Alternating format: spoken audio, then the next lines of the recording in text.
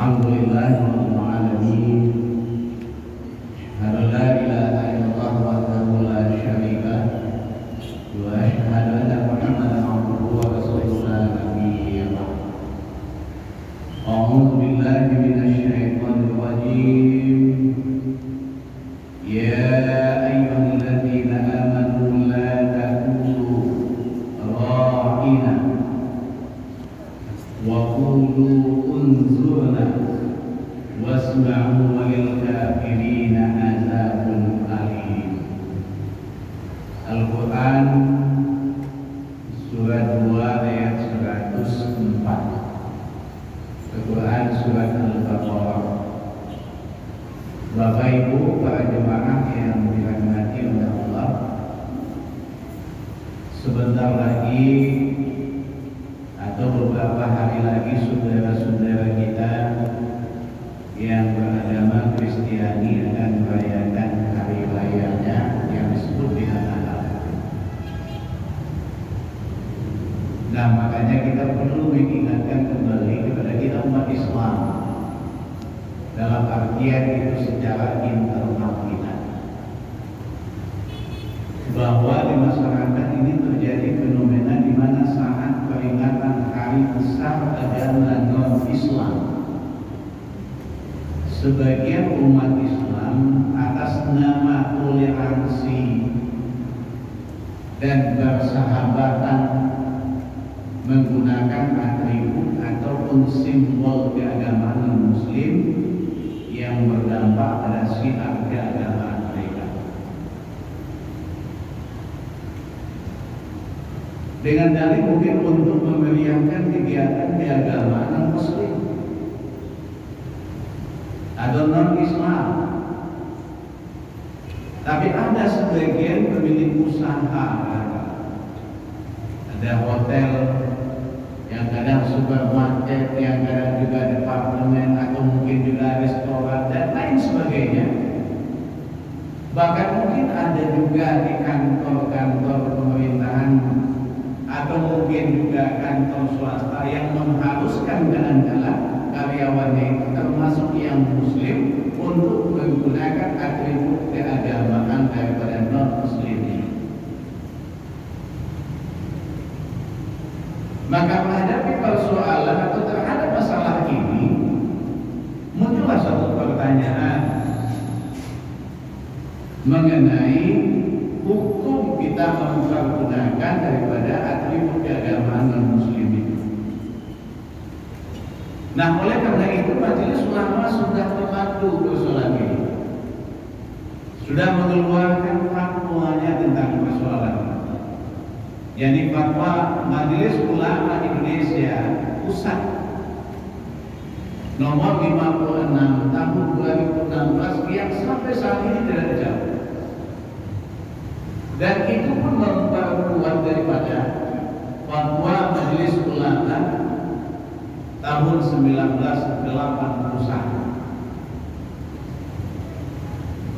Nah, landasannya apa? Kayak kita melihat tadi ayat yang kita kutip sangat tegas di dalam Al-Quran surat Al-Baqarah atau Quran surat 2 ayat 104. Firman Allah Subhanahu wa taala yang menjelaskan larangan meniru perkataan orang-orang kafir. Hai orang-orang yang beriman. Memang ditujunya kepada orang yang beriman. Janganlah kamu katakan kepada Muhammad ra'ina, tetapi katakanlah unzurna, dan dengarlah, dan bagi orang-orang kafir siksaan yang pedih. Nah, ternyata tidak semua ayat di dalam Al-Quran kita lihat landasannya. Kita bisa lihat di dalam Al-Quran misalnya firman Allah Subhanahu wa taala yang melarang mencampur adukkan yang hak dengan yang batil.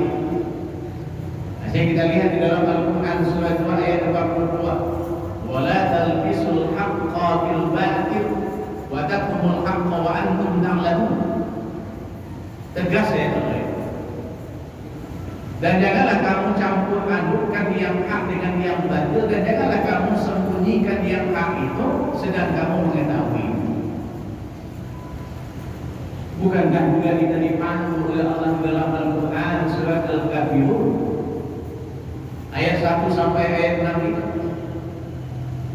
Allah Subhanahu wa taala juga menjelaskan tentang toleransi, tentang hubungan antar agama khususnya terkait dengan masalah ibadah. Ayat ini tidak. Tapi jangan dituding nanti bahasanya umat Islam tidak toleran. Bahasanya umat Islam itu adalah intoleran. Ini bukan dalam artian persoalan karena menyangkut dengan ranahnya persoalannya ibadah. Karena kegiatan-kegiatan yang mereka lakukan itu tidak luput daripada kegiatan ibadah, maka kita umat Islam tidak boleh bercampur aduk. Walaupun mungkin ada agak sama versinya dengan peringatan misalnya Maulid Nabi, atau mungkin peringatan daripada Nuzulul Quran, atau mungkin peringatan yang lain, ayat besar Islam yang lainnya, tapi kontennya beda. Makanya dalam Al-Quran surat Al-Kafirun itu menjalankan suatu aturan. Dalam aturan itu adalah toleransi yang sangat mendalam.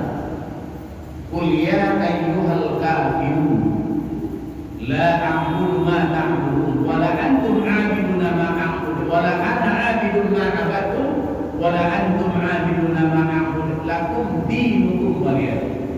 Itu ditutup dengan kalimat lakum dinukum waliyad. Apakah itu juga umat Islam lagi ditoleran? Jadi Bapak dan Ibu para jemaah yang dirahmati oleh Allah, bukan dalam artian toleransi itu adalah harus kita mempercampur adukkan.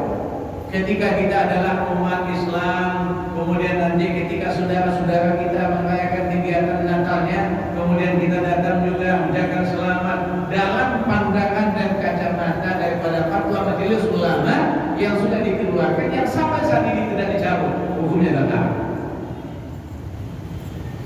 Kita hanya membatasi itu.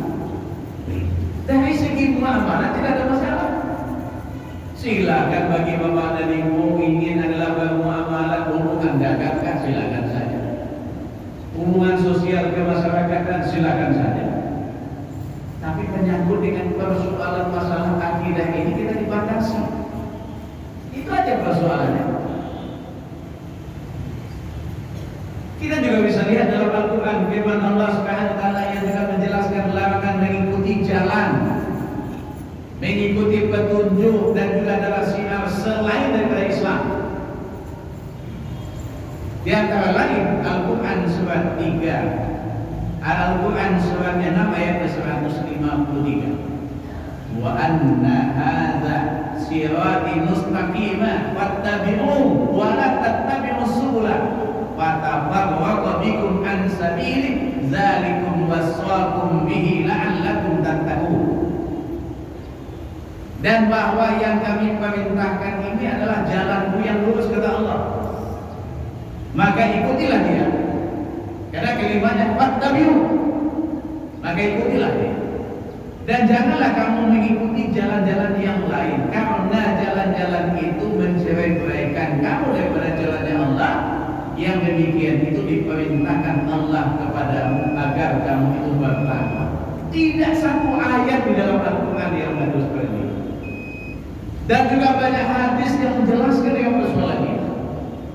Jadi jangan nanti kata-kata toleransi, moderasi membuat kita itu adalah mencampur baurkan antara peribadatan agama yang lain selain pada Islam dengan peribadatan kita.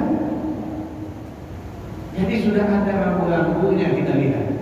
Nah, rambu-rambu inilah yang menjadi pedoman kita. Nanti jangan ada tudingan, umat Islam ini dan toleran. Ustaz Muhammad Kusko Karibana, saya sekretaris FKUB Komisi Sumatera Barat, tahu persis. Kalau persoalan masalah kita muamalah, masalah kita bergaul, tidak ada masalah. Tapi persoalan masalah keyakinan jangan ada campur aduk dengan kami. Assalamualaikum warahmatullahi wabarakatuh. Waalaikumsalam.